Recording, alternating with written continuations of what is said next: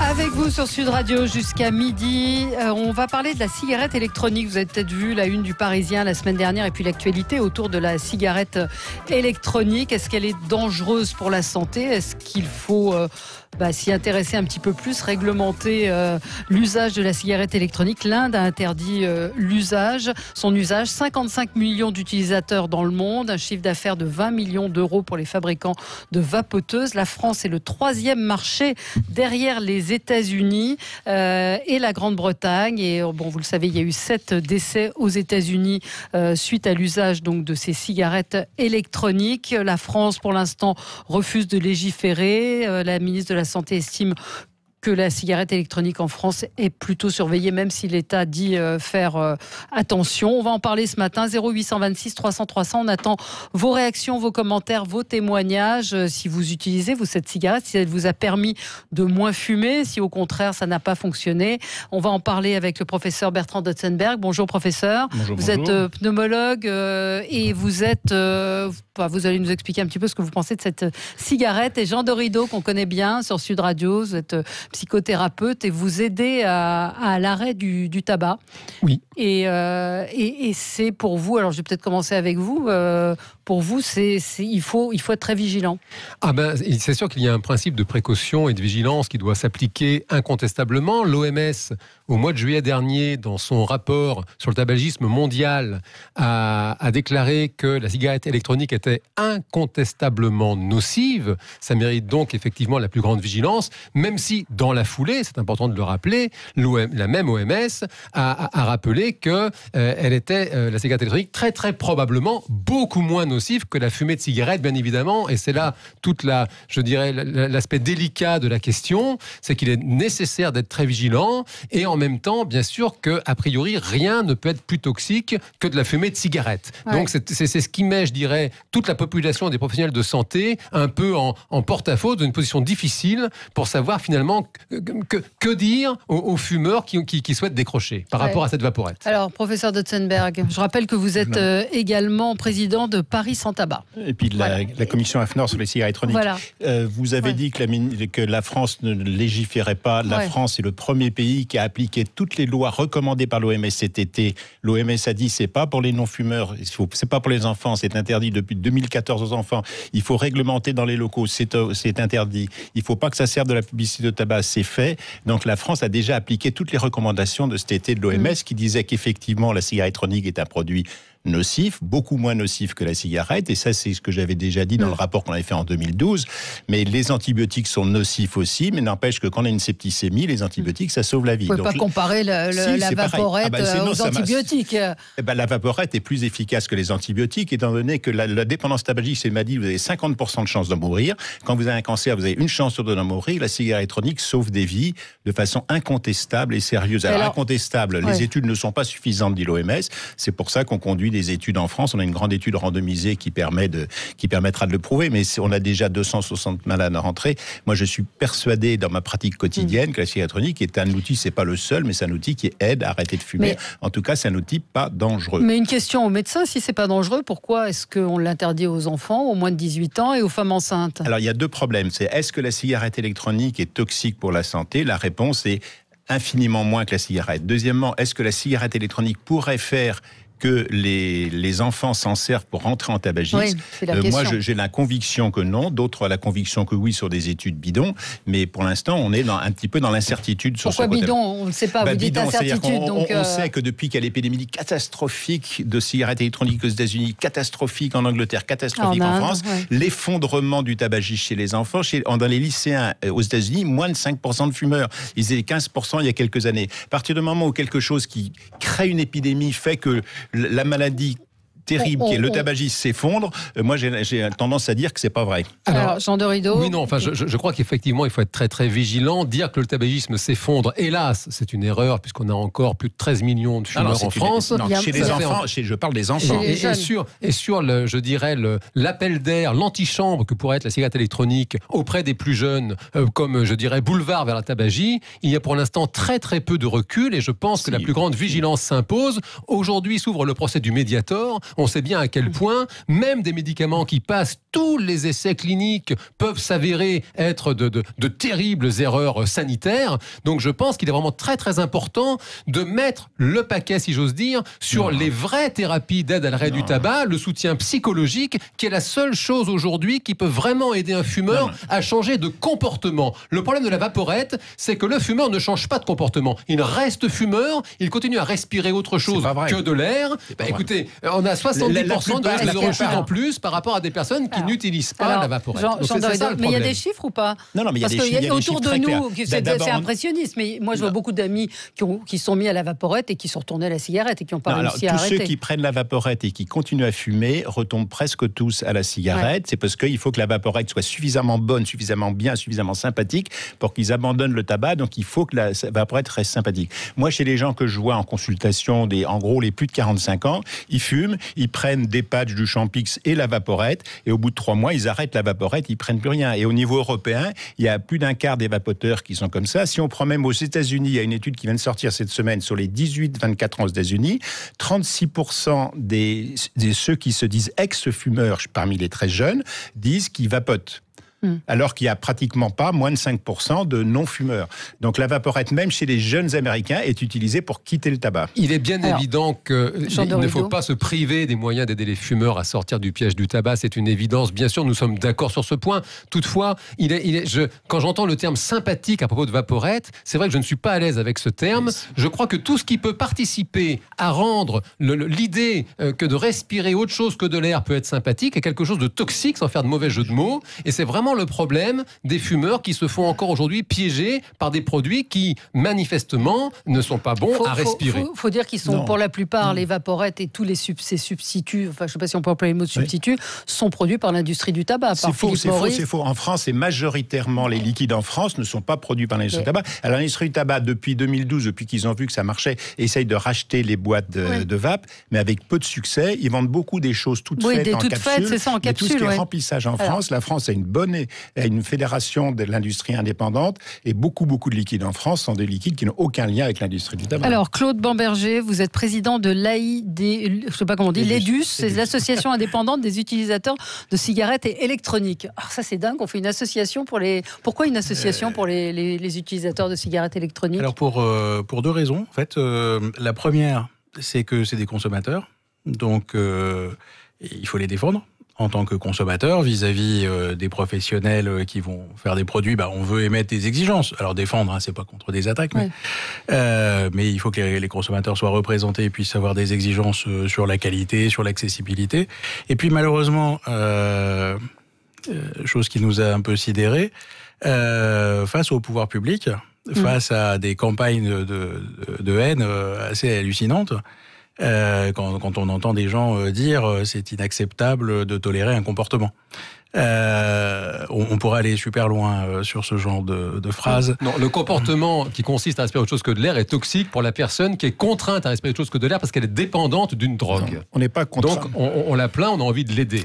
Ouais. C'est important de se faire laisser. Mais je voudrais juste préciser une chose. J'ai contacté 3 ou 4 médecins qui alertent sur la vaporette, enfin qui ont des opinions, qui ne veulent plus les exprimer en public parce qu'ils se sont fait traîner dans la boue. Il y a eu des méthodes absolument indignes où on est allé chercher des choses personnelles sur ces médecins parce qu'ils avaient osé attaquer la vaporette. Rassurez-vous, l'AIDUC m'injurie aussi régulièrement ou vape. Non, mais ce que je veux dire, c'est qu'on sent que c'est un sujet quand même. Alors c'est un sujet super touchy. Vous le voyez bien, en fait, c'est très simple.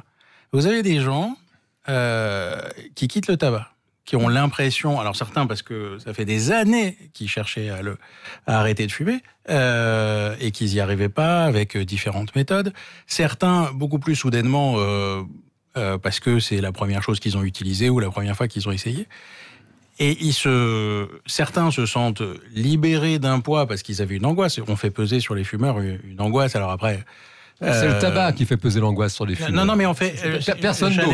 J'allais dire, et en un sens, c'est justifié d'être très sincère avec les gens. Et en l'occurrence, moi j'étais fumeur, comme 99% des vapoteurs.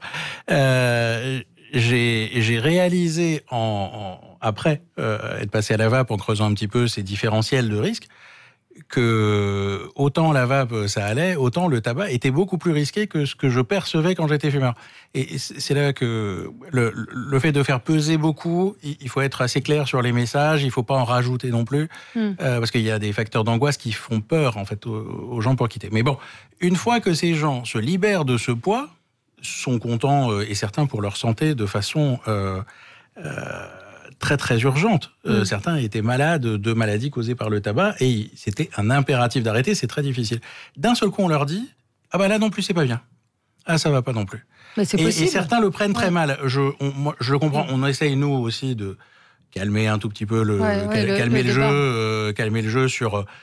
faut aussi faire la différence. Typiquement, je le répète très très souvent, nos pires adversaires sont tristement souvent des acteurs de santé publique. Il ne faut pas confondre les motivations. Je veux dire, c'est quelqu'un qui va dire la vape c'est pas bien n'est pas un suppôt de l'industrie du tabac, sûrement pas. Il y en a que j'ai croisés qui sont vraiment très très véhéments contre la vape. C'est des gens qui essayent de lutter contre le tabagisme à leur façon. Il faut pas non plus. Mais c'est très difficile pour les gens. On est dans ce. Regardez le côté complotiste. Quand vous disiez, mais c'est les cigarettiers qui fabriquent ça, si ça se trouve, c'est pourquoi ils fabriqueraient des trucs mauvais juste pour le fun pas pour le fun, pour amener des gens à fumer la cigarette plus tard. Il y avait cet article hier dans le JDD, dans le labo des vapoteuses, un reportage qui était effectivement, et toutes les marques tous les grands fabricants de tabac se sont mis à fabriquer des produits. C'est le fantasme. Ils se sont peut-être mis à faire moins de mal aux gens. C'est le fantasme de l'industrie du tabac qui a quand même une population qui est dépendante. C'est-à-dire que c'est le seul produit industriel dont on sait très bien que quand on commence à le vendre à un jeune, on va l'avoir dans sa boutique pendant 30 ou 40 ans. Et le fantasme de l'industrie du tabac, c'est d'inventer la cigarette propre. C'est de conserver ce public captif avec des produits qui seraient non nocifs pour la santé. Or, c'est pas au pneumologue qu'est M. Duesenberg que je vais l'apprendre, et c'est du bon sens. Respirer autre chose que de l'air, ça n'est pas satisfaisant, et l'OMS me confirme, c'est très probablement toxique. Alors, sans doute, c'est un moindre mal, bien évidemment. Toutefois, il est essentiel que la vaporette, qui fait partie de l'arsenal thérapeutique quand un fumeur cherche à décrocher, ne masque pas les outils essentiels de l'aide au sauvage tabagique, qui est le soutien psychologique. Et ce qui est terrible, c'est que cette vaporette, et M. Duesenberg le rappelait tout à l'heure, cette vaporette qui est là pour être temporaire, pour accompagner le fumeur vers une vie sans tabac et sans autre chose que de l'air à respirer, cette vaporette commence à devenir un mode de vie, comme a été le tabac un mode de vie pour nos grands-parents et arrière-grands-parents. Et ça, c'est un souci, parce qu'à long terme, les pneumologues en parlaient dans le Parisien il y a quelques jours, à long terme, ça crée évidemment des inflammations et des effets indésirables. On va revenir sur ce qui s'est passé aux États-Unis, professeur Duesenberg, et sur les dangers qui sont soulignés. Et on en reparle avec vous dans un instant. Marque une pause, on est ensemble sur Sud Radio. Appelez-nous pour témoigner si vous êtes mis à la vaporette 0826 300 300. À tout de suite. Avec vous sur Sud Radio jusqu'à midi, 10h, 11h. Avec vous, 0826 300 300 sur Sud Radio. On parle de la cigarette électronique. Est-ce qu'elle est dangereuse pour la santé ? On en parle avec le professeur Bertrand Duesenberg, tabacologue, professeur de pneumologie, président de Paris Sans Tabac. Et également, vous vouliez lancer un appel, j'en profite maintenant, professeur, aux volontaires pour une étude dont la PHP est le promoteur. Et vous recrutez, c'est ça, des patients fumeurs ? On recrute des patients fumeurs qui fument dans l'heure du lever plus de 10 cigarettes par jour, qui rentrent dans un essai. On a déjà 270 malades rentrés, mais il nous en faut 700-800, qui reçoivent une cigarette électronique avec ou sans nicotine d'un côté et des comprimés avec ou sans varenicline, c'est le Champix de l'autre. Personne ne sait ce que c'est, ni nous ni eux. Et c'est dans les conditions d'un labo pharmaceutique enregistré, la NSM, des tampons partout, etc. C'est l'enquête que l'OMS cet été disait, il nous faut des études pour montrer que ça marche. Et pour l'instant, on trouve, sur les 260 qu'on a rentrés, ça marche plutôt de façon très très bonne. Donc qu'est-ce qu'il faut faire ? Il faut téléphoner, il y a un numéro de téléphone, et avec le numéro de téléphone que vous allez mettre sur votre site. Oui, on le donnera tout à l'heure. Je n'ai pas le numéro de téléphone. Je vous le redonnerai tout à l'heure, il est sur mon téléphone. Vous téléphonez, il y a 10 hôpitaux en France qui participent, à Paris, à Nîmes, à Donc Rouen. Mais ça va aider les gens à arrêter de fumer ? Les gens sont très aidés à arrêter de fumer, parce que j'observe qu'à la fin, les gens s'arrêtent mieux que ceux que je vois en consultation. Mais c'est aussi des gens qui sont un peu plus intelligents, qui ont envie, qui ont un niveau intellectuel suffisant pour dire, moi je veux participer à quelque chose pour augmenter la connaissance. Donc c'est des gens qui sont un peu plus altruistes, c'est-à-dire qu'ils acceptent de donner un petit peu et reçoivent aussi beaucoup, parce qu'ils sont vus en consultation, on regarde bien, Donc il y a un bénéfice pour les patients et un bénéfice pour la science et la connaissance. Également Jean Dorido, docteur en psychologie, hypnothérapeute, spécialiste dans l'aide au sevrage tabagique. Et vous venez tout juste de publier Le bonheur est une science exacte aux éditions Larousse. Et puis Claude Bamberger, président de l'EDUS, l'association indépendante des utilisateurs de cigarettes électroniques. Professeur, juste une question quand même sur ce qui s'est passé aux États-Unis. Pourquoi il y a eu des morts et des centaines de personnes atteintes de maladies pulmonaires? Alors, aux États-Unis, les gens ont pris l'outil cigarette électronique, mais n'ont pas mis des e-liquides comme vendus en Europe, comme enregistré en Europe 6 mois avant la commercialisation. Et je vous rappelle qu'en Europe, le directeur de l'ANSES vient de déclarer qu'il n'y avait aucun risque et pas de problème sanitaire avec la cigarette électronique. C'est rare qu'un directeur d'agence publique dise qu'il n'y a pas de risque, quand même, il s'est lié. La ministre de la Santé dit la même chose, d'ailleurs.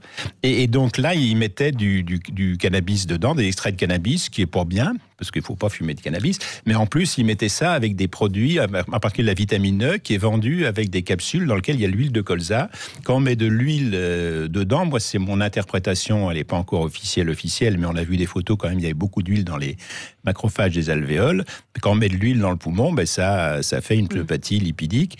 Le poumon est recouvert d'une membrane un petit peu comme une bulle de savon. Si vous prenez un liquide de bulle de savon, vous mettez une goutte d'huile dedans, vous ne pourrez plus faire de bulle de savon. Là, le poumon se dégonfle, ça fait une pneumopathie lipidique et c'est grave. Donc, il faut qu'il y ait des bons produits dans le commerce pour éviter que les gens bricolent. Oui. Ce que décrit le professeur Donzenberg est tout à fait vrai pour 80% des cas, manifestement. Toutefois, il reste 20% de cas qui ne sont pas expliqués par ce mésusage de la cigarette électronique. Et c'est ce qui a amené les autorités sanitaires à inviter à la plus grande vigilance, puisqu'il y a pour l'instant une inconnue de 20%.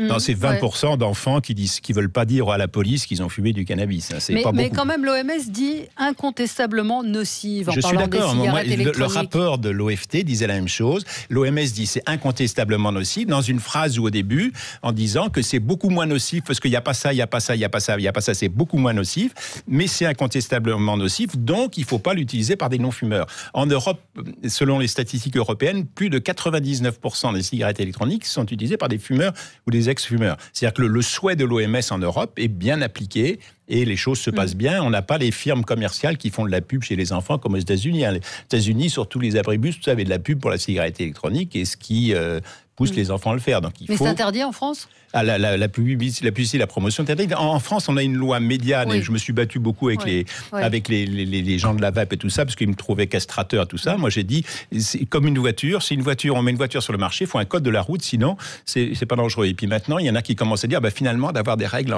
en Europe, ça nous protège. Claude Bamberger. Alors, on est d'accord sur 50%, c'est bien. Et sur le fait qu'il y ait des règles, évidemment, enfin, sachant que les règles, ça s'appelle les règles des produits de consommation courante. Moi, un des trucs qui m'a vraiment surpris au début où j'ai vapoté, j'ai regardé comme tout le monde, est-ce que c'est dangereux ou pas, d'où les dangers de beaucoup de papiers qui disent que c'est dangereux à tort, ou excessivement. Et je me suis dit, mais c'est bizarre parce que je lis que la vape, c'est fabriqué, la vapeur qu'on respire, c'est fabriqué comme les trucs de spectacle. C'est fabriqué comme des vaporisateurs qu'il y a dans les commerces, pour donner des odeurs dans un commerce.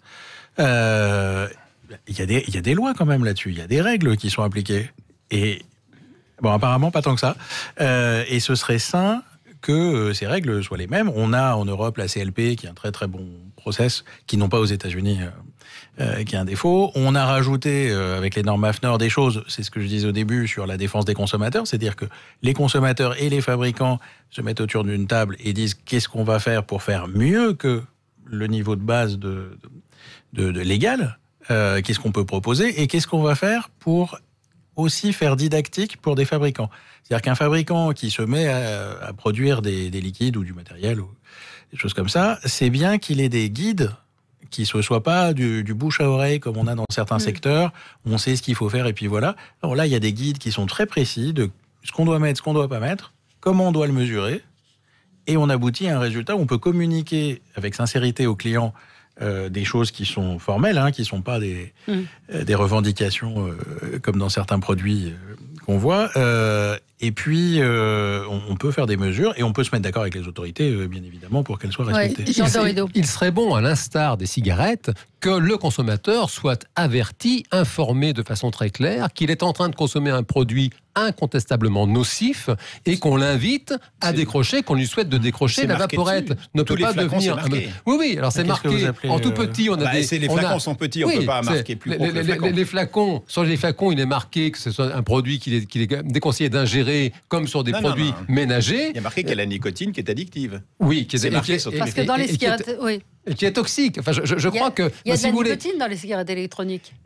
Un consommateur qui commence à prendre la cigarette électronique, il ne voit pas un docteur. Celui qui voit un docteur, en général, il a les traitements et la cigarette électronique. Celui qui va qui va tout seul en boutique, c'est 750 000 ou 1 million de personnes qui l'ont fait. Ils vont en boutique, ils achètent des liquides avec plein de nicotine. Pendant le premier mois, ils ont plein de nicotine. Au bout de 2 mois, ils ont un tiers de nicotine de moins. Et au bout de 3 mois, ils ont 90% de nicotine en moins. Donc la cigarette électronique est un moyen de quitter l'addiction à la nicotine. Et après ça, beaucoup s'arrêtent. Il y en a un tout petit nombre qui restent dépendants à la nicotine, comme il y a des gens qui restent dépendants aux gommes Nicorette, mais c'est très peu, moins de 10%. Et après, il y en a quelques-uns qui gardent ça en gestuelle. C'est surtout les plus jeunes. C'est ceux qui, en fait, prennent la vape, non pas pour arrêter de fumer, mais pour fumer autrement, alors que les vieillards, après 40 ans, comme moi, donc le prennent pour arrêter de fumer, parce que le tabac, ils en ont fait le tour, et là, ils arrêtent la vape aussi. Il y a beaucoup d'ex-fumeurs, ex-vapoteurs. Il y a des chiffres. Une étude de l'INSERM a observé que les risques de rechute étaient 70% plus élevés avec un usage de vape que sans usage de vape. Si on n'a pas arrêté de fumer, c'est pas une rechute. Ce qui est faux. C'est pas une rechute. Les chiffres de l'INSERM ne disent pas ça. Ce serait intéressant c'est vraiment un sujet important, très important. Le nombre de falsifications des données scientifiques qu'on voit et de weaponisation des données de la science. C'est-à-dire que le papier lui-même de l'INSERM explique que ces données de 70%, il les avait en 2010-2012. Et depuis... si on regarde la suite de la courbe, les taux sont beaucoup plus bas. Les données de la science, et on a du recul maintenant là-dessus, c'est que le tabac est une industrie qui tue une personne sur 2 qui a recours à ces produits. Ça, c'est une réalité. Le tabac, les cigarettes industrielles existent depuis plus de 100 ans. Donc le tabac, la cigarette au tabac, c'est un fléau. Et n'importe quel fumeur mérite d'être pris en charge pour sortir de cette dépendance. La vaporette est manifestement moins nocive que la cigarette, évidemment, même si elle est incontestablement nocive aux yeux de l'OMS. Il est important de rappeler que le vapotage ne peut pas devenir un mode de vie, ça ne peut être qu'un effet transitoire associé à une prise en charge psychologique pour aider la personne en question à se libérer de sa dépendance. Non, mais depuis 2012 que les cigarettes électroniques marchent, 75 000 morts par an, ça fait 500 000 morts du tabac. En France, la vaporette, c'est 0. Donc entre 500 000 morts et 0, donc c'est incontestablement moins dangereux, comme je reprends les mots de l'OMS. Et une fois qu'on a ça, c'est un fumeur sauvé par jour. Une vie depuis 5 ans. En moins qui meurent. C'est énorme.